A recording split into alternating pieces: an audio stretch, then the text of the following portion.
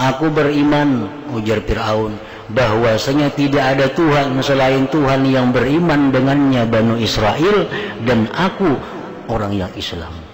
Tetapi Fir'aun mengucapkan itu sudah roh di tenggorokan, malaikat maut sudah di depan, tempat yang bakal ditempati sudah kelihatan. Tidak ada tobat bagi orang yang berbuat dosa, sehingga apabila datang akan mereka kematian, dia berkata, aku tobat sekarang ini. Tidak ada lagi tobat itu.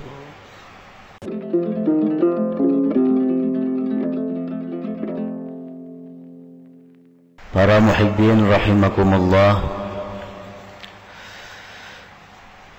wa Tirmidzi wa hasanahu, innallaha yaqbalu taubatal abdi ma lam yuwargir ay tablugh ruhuhu hulqumah.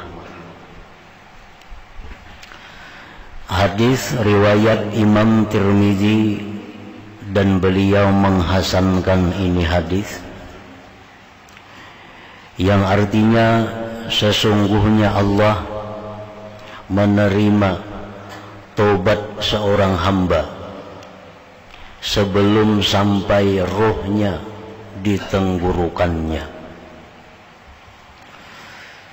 Selama roh kita belum sampai di tenggorokan, maka permintaan ampun kita, tobat kita kepada Allah masih terbuka, masih diterima oleh Allah Subhanahu wa ta'ala.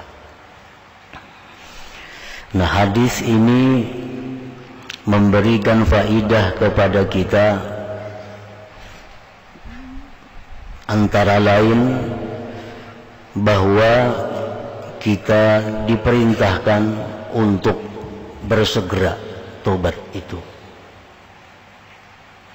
karena kita tidak tahu kapan roh kita itu sampai di tenggorokan. Kita tidak tahu apabila roh kita itu sampai di tenggorokan. Maka bila sampai di situ, nah, tobat apapun kada akan diterima lagi oleh Allah. Jadi hadis ini intinya memerintahkan kita untuk segera bertobat kepada Allah. Nah, oleh para ulama disebutkan kenapa kita mesti bersegera tobat kepada Allah. Yang pertama, alasannya li'an la tataraka mazdunub qalbahu. Yang pertama, alasannya kenapa kita segera bertobat, agar tidak bertumpuk-tumpuk itu dosa dalam hati kita. Nah, kada tatuyuk, kada tatumpuk dosa. Sebab dosa itu apabila tidak bertumpuk di dalam hati, maka dengan mudah kita menghapuskannya. Tapi sudah bertumpuk-tumpuk dosa, itu semakin sulit, semakin jauh daripada taufik Allah Subhanahu wa ta'ala. Yang kaya pakaian juga, yang kaya baju, sehari tapas, sehari ditapas, kadang alih membuangi dakinya, coba sebulan dipakai hari-hari, hanyar ditapas. Nah, itu berat membuangi dakinya. Nah, macam itu juga dosa. Kita berbuat dosa, tobat, berbuat dosa, tobat. Nah, itu mudah. Kada sampai terlalu berikit dosa itu di dalam hati kita. Nah, pertama itu kenapa kita disuruh segera bertobat. Yang kedua, kita disuruh segera bertobat itu li'an la yabja'ahul maut, supaya tidak mendahului akan dia oleh kematian. Nah, kalau sudah sampai roh itu di tenggorokan, maka sia-sialah permintaan ampun kita. Dan seluruh manusia apabila roh sampai di tenggorokan, itu minta ampun kepada Allah. Minta ampun kepada Allah bila mana sudah roh di tenggorokan itu. Sebabnya apa? Karena bila roh itu sudah di tenggorokan, dikatakan oleh sebagian ulama, dia sudah melihat tempat yang bakal ditempatinya. Fir'aun contohnya, orang yang bersangatan kafir bahkan mengaku Tuhan. Begitu rohnya sampai di tenggorokan, Fir'aun masuk Islam. Masuk Islam Fir'aun. Tapi roh sudah di tenggorokan.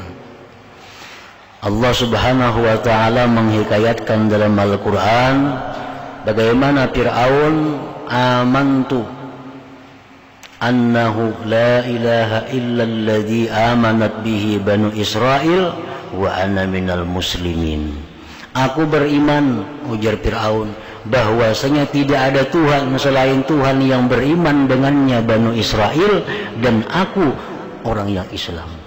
Tetapi Fir'aun mengucapkan itu sudah roh di tenggorokan, malaikat maut sudah di depan, tempat yang bakal ditempati sudah kelihatan.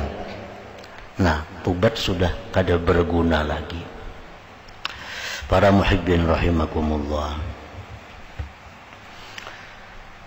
Firman Allah Subhanahu wa ta'ala, wa laysatit taubah lilladzina ya'maluna as-sayyi'at hatta idza hadara ahadahumul maut qala inni tubtul an. Tidak ada tobat bagi orang yang berbuat dosa sehingga apabila datang akan mereka kematian dia berkata, aku tobat sekarang ini. Tidak ada lagi tobat itu. Para muhibbin rahimakumullah. Ada lagi sebagian ulama berpendapat, kenapa tobat itu tidak diterima kalau roh itu sampai di tenggorokan? Karena syarat tobat itu antara lain adalah mencita-cita kada akan mengulang lagi.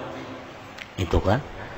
Tobat yang pertama menyesal, yang kedua berhenti, yang ketiga mencita-cita kada akan mengulang lagi. Nah, sedangkan roh di tenggorokan itu kada mungkin lagi akan hidup. Jadi kada ada kesempatan lagi untuk bercita-cita kada mengulang itu.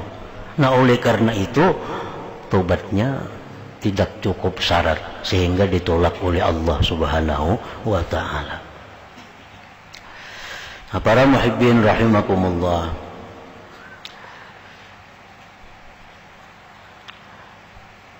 Jadi hadis innallaha yaqbalu taubatal abdi ma lam yuwargir ay tablugh ruhuhu hulqumah. Sesungguhnya Allah menerima tobat seorang hamba selama belum sampai ruhnya di tenggorokannya. Kapan ruh itu sampai di tenggorokan kita kada tahu. Oleh karena itu kita disuruh segera untuk bertobat kepada Allah Subhanahu wa ta'ala. Karena kalau terdahulu mati hanya tobat, nah maka itu tobat kada berguna lagi.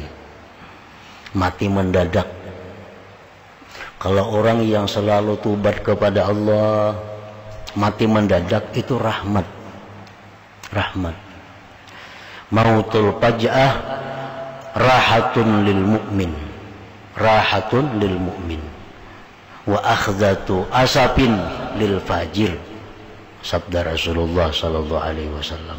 Mati yang mendadak itu merupakan kelapangan bagi orang-orang yang beriman.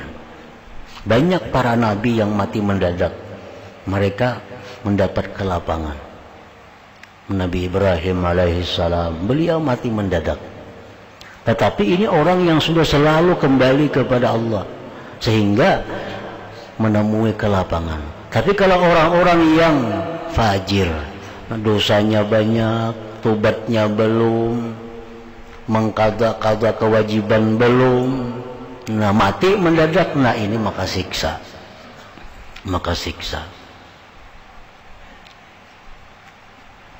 Wa akhdatu asapin lil fajir. Nah, dikhawatirkan itu kita mati mendadak padahal masih banyak ketinggalan dosa-dosa lagi. Masih banyak hutang riba masih ada. Mati. deposito duit di tempat nang berbunga ada mati kada sempat tobat.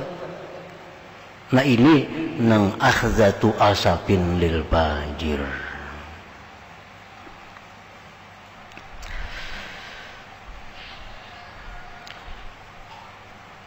Warawahul Baihaqi min tariqin akhar wazad wal mustaghfiru minaz zambi wa huwa muqimun alaihi kal mustahzi'i bi rabbih. Orang yang minta ampun dari dosa sedangkan dia tetap atas dosa itu seperti orang yang mengulu-ulu dengan Tuhannya. Nah, orang yang minta ampun dari dosa dan dia tetap atas dosa itu, maka dia seperti orang yang mengulu-ulu, mahulu-hulut lawan Tuhannya. Artinya apa? Ini dicela. Dan lagi itu kada diampuni. Sebab syaratnya itu taubat itu ikhlas, berhenti. Jadi kalau kita mengucap astagfirullahalazim, aku minta ampun kepada Allah dari dosa. Dosa apa yang kita minta ampun itu? Jadi harus jelas makanya. Astagfirullah, aku minta ampun kepada Allah daripada dosa. Misalnya dosa kita gibah, nah minta ampun kepada Allah. Sebab macam gibah itu kita bisa minta ampun kepada Allah. Soalnya gibah itu kada terus menerus, bisa berhenti. Kan kita misal kamarian tadi sore tadi menggibah orang. Nah sekarang kan kita berhenti. Kalau kita misalnya memakai utas cincin emas, nah itu kan diganakan astagfirullahalazim, nah itu ngarannya mukim, tetap atas maksiat, nah itu jangan.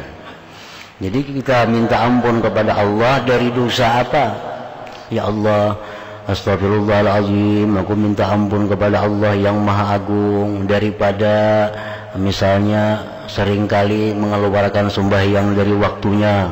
Astagfirullahalazim, minta ampun kepada Allah daripada dusta. Astagfirullahalazim, minta ampun kepada Allah daripada ghibah. Nah, dalam hati kita nih, jangan minta ampun kepada Allah lawan dosa, nang dosa itu masih ada pada kita.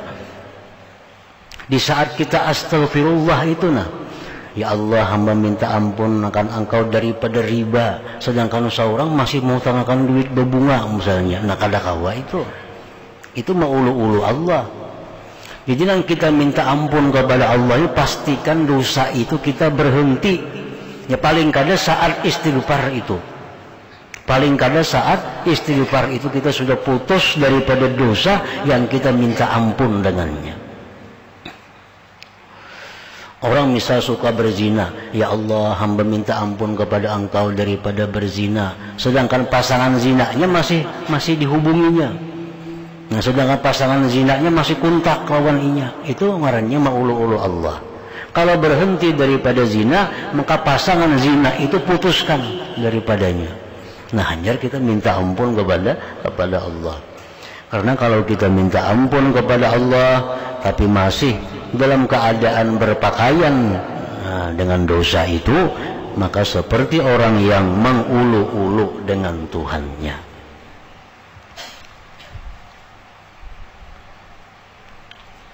Misal kita ada berutas emas, berapa tahun memakai utasnya emas. Nah sekarang kita ampih, kita jual dah emasnya. Nah ayuha, astagfirullahaladzim, minta ampun kepada engkau ya Allah, memakai utas emas berapa tahun hamba. Nah itu kayak itu, hilangkan dulu pada diri kita dosa itu, hanya minta ampun lawan Allah. Wa Muslimun wa gairuhu, dan riwayat Imam Muslim dan yang lainnya. Walladzi nafsi biyadihi law lam tuznibu la zahaballahu bikum, itu bacaannya. Wa tastaghfiru itu lebihan itu. Walladzi nafsi biyadihi law lam tuznibu la zahaballahu bikum wa la jaa biqaumin yuznibun wa yastaghfiruna Allah fayaghfiru lahum. Gairikum itu lebihan juga itu. Rasulullah sallallahu alaihi wasallam bersumpah dengan nama Allah, jikalau kalian tidak berbuat dosa, kayak malaikat semuaan. Malaikat itu kada pernah berbuat dosa. La zahaballahu bikum, niscaya Allah hilangkan kalian. Artinya kita diwafatkan oleh Allah. Wala jaa biqaumin, Allah mendatangkan dengan satu kaum yuznibun, yang berbuat dosa, wa yastaghfirunallah, minta ampun kepada Allah, fayaghfiru lahum, maka Allah ampuni baginya. Sekampungan nih misal wali semuaan, kalau sedang berbuat dosanya, kampung itu akan dihabiskan oleh Allah, diganti dengan satu penduduk yang mana mereka berbuat dosa pagi hari, petangnya tobat minta ampun kepada Allah, malamnya berbuat dosa, subuhnya tobat kepada Allah. Karena kalau semuaan manusia ini kadang berbuat dosanya, kadang minta ampunnya kepada Allah, nah maka di situ Allah kada berguna lagi nama Allah Al-Ghafur, Maha Pengampun. Siapa yang diampuni?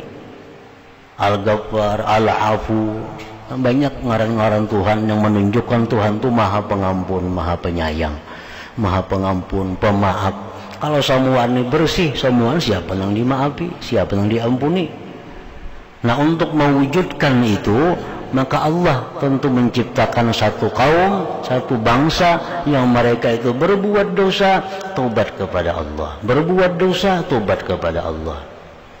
Nah, jadi kalau bangsa itu baik, semuaan diwafatkan oleh Allah. Demikian pula kalau satu bangsa itu durjana, kafir semuaan, kadang-kadang baiknya, itu pun akan diturunkan bala dan azab oleh Allah.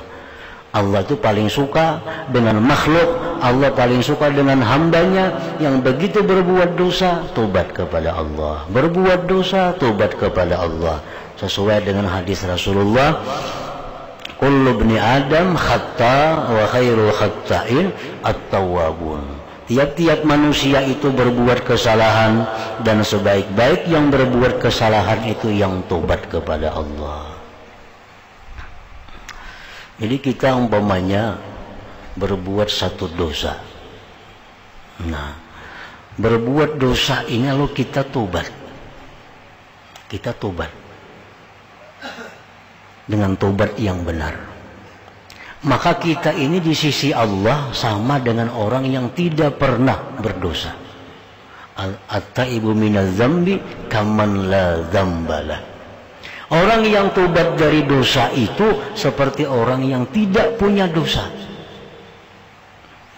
Jadi yang ada istilah bekas itu di sisi kita. Itu bekas peminumnya dahulu. Nah, di sisi Allah kada ada bekas peminum. Kalau sudah ingat tobat, kada ada lagi peminum itu, bekasnya pun kada ada lagi. Bersih daripada dosa. Oh, orang tuh bekas penjina, orang tuh bekas perampok. Bagi Allah kada ada lagi bekas tuh, kalau sudah tobat bersih. Makanya disebutkan dalam banyak hadis bahwa paling berbahaya kita menyebut-nyebut dosa orang yang mana orang itu sudah tobat dari dosa tadi. Itu paling bahaya. Kita menyebut dosa orang yang orang itu sudah tobat. Itu bahari perampok ya. Nah. Padahal dahulu bujuk mas sekarang sudah tobat. Dahulu penjina tuh. Dahulu maling. Nah, itu paling tidak disukai. Bahkan diancam siapa-siapa yang mengatakan dosa orang yang sudah tobat daripadanya, dia akan dibalakkan untuk melakukan dosa itu. Nah, karena di sisi Allah orang yang sudah tobat itu kaman la dzambalah, tidak ada dosa. Jadi jangan disambat lagi bakasnya itu. Kalau sekarang ininya orang salih, orang baik, Pak itu orang salih, itu orang baik, sudah cukup. Jangan disambung lagi, itu orang baik, dahulunya perampok, jangan lagi nitunya, jangan dahulunya lagi.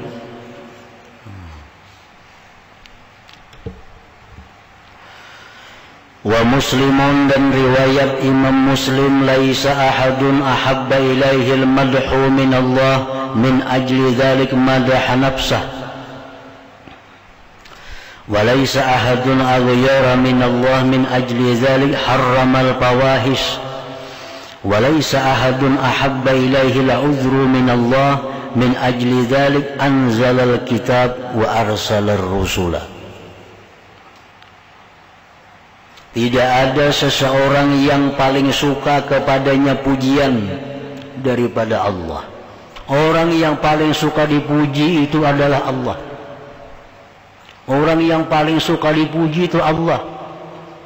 Siapa yang memuji Allah diberinya pahala. Paling suka dipuji itu Allah.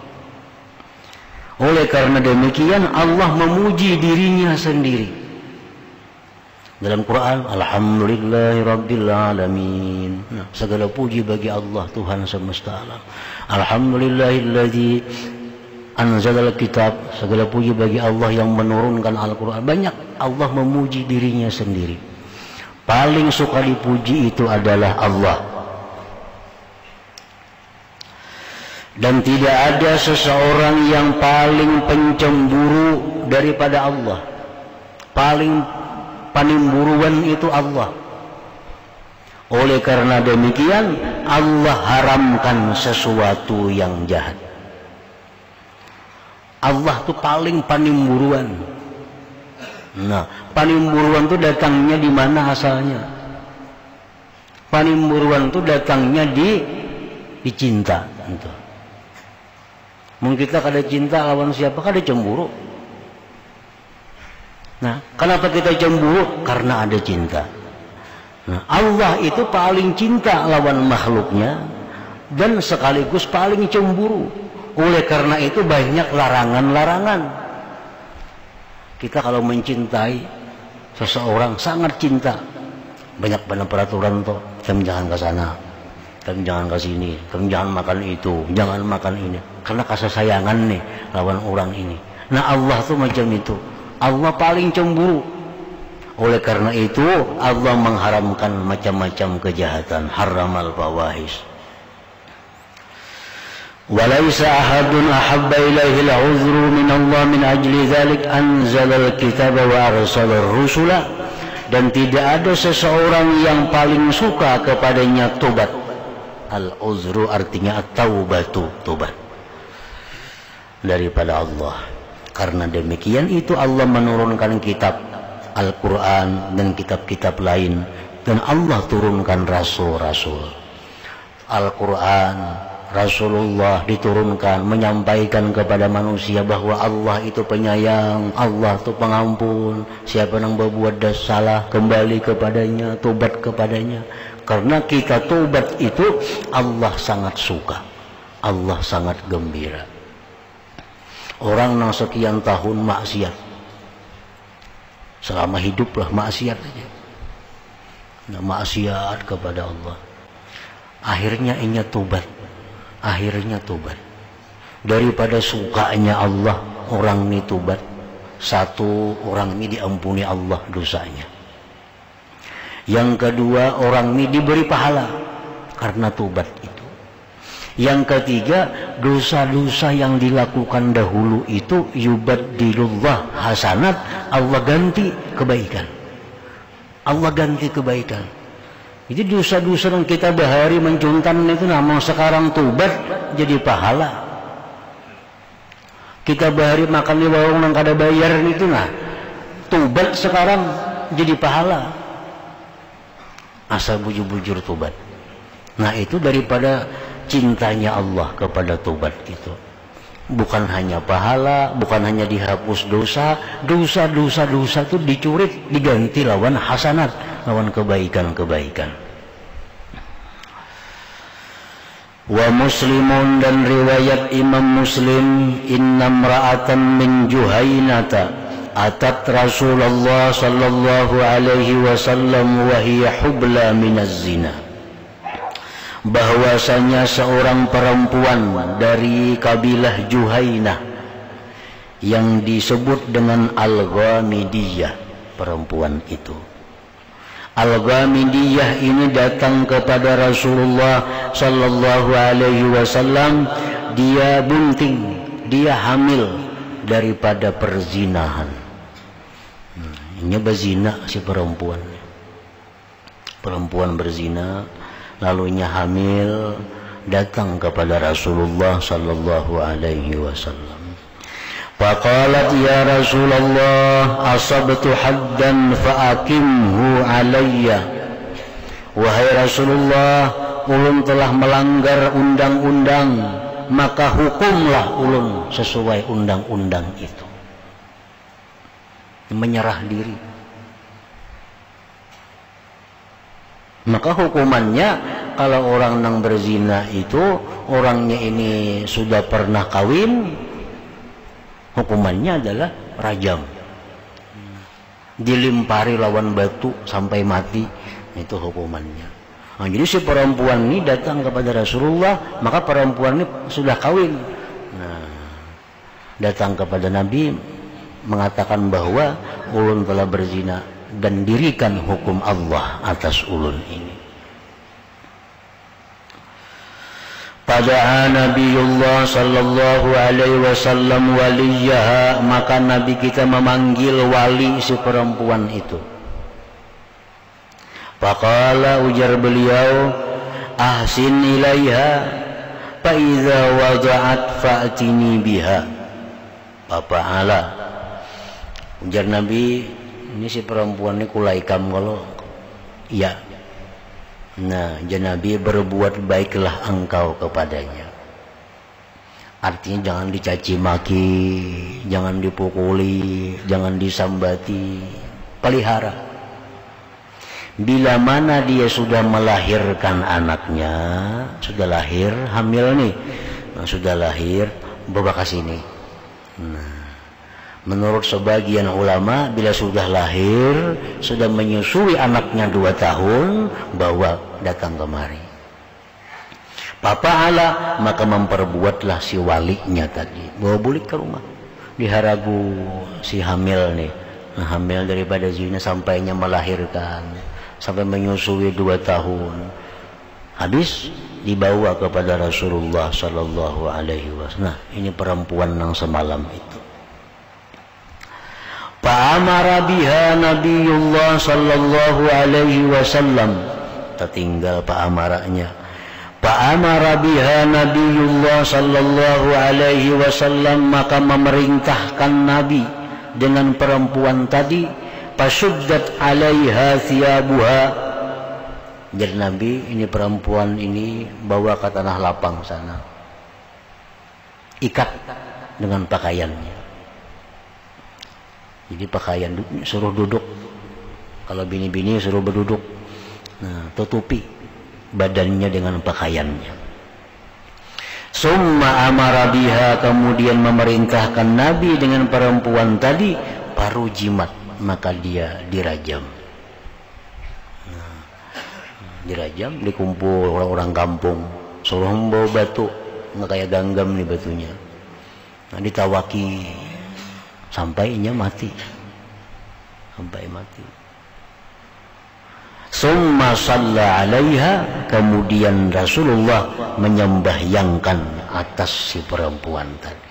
Nah, habis dirajam mati, nah, dibersihi, dimandi, dikafan, disembahyangkan, dan Rasulullah sendiri yang menjadi imamnya. Faqala Umar, berkata Sayyidina Umar, wahai Rasulullah, tusalli alaiha ya Rasulullah wa qad zanat. Wahai Rasul, pian ngapa menyembahyangkan, makanya berzina. Nah, Rasul jadi imam, makanya perempuan-perempuan yang mati dirajam karena berzina. Qala sallallahu alaihi wasallam, Rasulullah bersabda, laqad tabat taubatan. Itu perempuan, wahai Umar, dia sudah tobat. Dia sudah tobat. Akan sebagai tobat, lau kusimat baina sab'in min ahlil Madinah lawasi'athum, jikalau dibagi tobatnya itu antara 70 orang ahli Madinah, niscaya tobat itu mencukupi akan mereka. Maksudnya, lau tabal munafiqun alladzina biha yawma idzin taubatan kataubatiha, taubatan sahihatan min nifaqihim kataubatiha, lakafathum birab'i azamihim. Wahai Umar, jar Nabi, ini perempuan zina, bujur, tapi ini sudah tobat, tobat yang benar. Andai kata orang-orang munafik di Madinah ini tobat seperti tobatnya perempuan ini, niscaya hilanglah dosa-dosa kemunafikan mereka itu. Padahal dosa munafik itu lebih berat daripada dosa perzinahan. Wa hal wajadta abdala mimman jadat bi nafsiha lillah azza wajal, adakah engkau dapati wahai Umar akan orang yang lebih mulia daripada orang yang mengorbankan dirinya untuk Allah azza wajalla. Nah, ini perempuan ini orang yang sangat mulia. Dia berani mengorbankan dirinya hanya untuk mendapat keridhaan Allah subhanahu wa ta'ala. Nah, ini hadis oleh para ulama banyak memberikan faidah-faidah, antara lain yang dapat diperoleh di situ bahwasanya orang yang sudah tobat daripada dosa, orang bersih. Nabi pun mengimami, menyembahyangkannya. Yang kedua, bahwa hukuman zina itu tidak bisa gugur dengan tobat. Kalau bisa gugur, orang melakukan perzinahan, tobat kepada Allah sudah, hukuman tetap ada. Kalau kata di dunia, di akhirat diserahkan kepada Allah. Allah bisa menghukum, bisa ada. Cuma hukumannya tetap ada. Lain orang membunuh. Orang membunuh itu kalau hanya membunuh, nang kalau warga memaafkan aja kalau gak jadi hukum. Kalau zina ini kada. Sama mencuri. Nah, orang mencuntan itu mencuntannya. Dapat malingnya. Mulia tetap potong tangannya. Jadinya orang sudah tobat, walaupun tobat tetap dipotong tangannya, karena itu hukum Allah subhanahu wa ta'ala. Nah, yang ketiga yang diambil dari hadis ini, bahwasanya mendirikan hukum Allah itu adalah kewajiban dari pemimpin. Ini Rasulullah, pemimpin waktu itu, datang orang melakukan kesalahan, minta dihukum. Nah, mendirikan hukum Allah itu suatu kewajiban bagi pemimpin. Dan pemimpin-pemimpin suatu bangsa yang melaksanakan hukum Allah pada bangsa itu, yang melaksanakan hukum Allah pada negeri itu, maka negeri itu dijamin oleh Allah dapat kemakmuran, dapat keamanan dan ketenangan. Ini suatu negeri yang di negeri itu dilaksanakan undang-undang Allah, itu negeri dijamin makmur, dijamin aman dan tentram. Di sini orang maling, ini hukumannya hukum Allah. Orang berzina, hukum Allah dipakai. Orang membunuh, hukum Allah dipakai. Kalau hukum Allah ini dipakai, maka dijamin negeri itu akan aman, akan makmur rakyatnya. Itu dijelaskan banyak hadis oleh Rasulullah sallallahu alaihi wasallam. Nah, selanjutnya wa Tirmidzi wa Ibnu Majah. Ila hadratin Nabi sallallahu alaihi wasallam al-Fatihah. A'udzubillahi minasyaitonir rajim. Bismillahirrahmanirrahim. Iyyaka nasta'in wa ihdinas siratal mustaqim. Asyhadu an la ilaha illallah wahdahu la syarika lahu وأشهد أن سيدنا محمدا عبده ورسوله لا إله إلا الله نستغفر الله لا إله إلا الله نستغفر الله لا إله إلا الله ونستغفر الله لا إله إلا الله ونتوب إلى الله لا إله إلا الله محمد رسول الله صلى الله عليه وسلم فيا أيها الراجون منه شفاعة صلوا عليه وسلموا تسليما اللهم صل وسلم عليه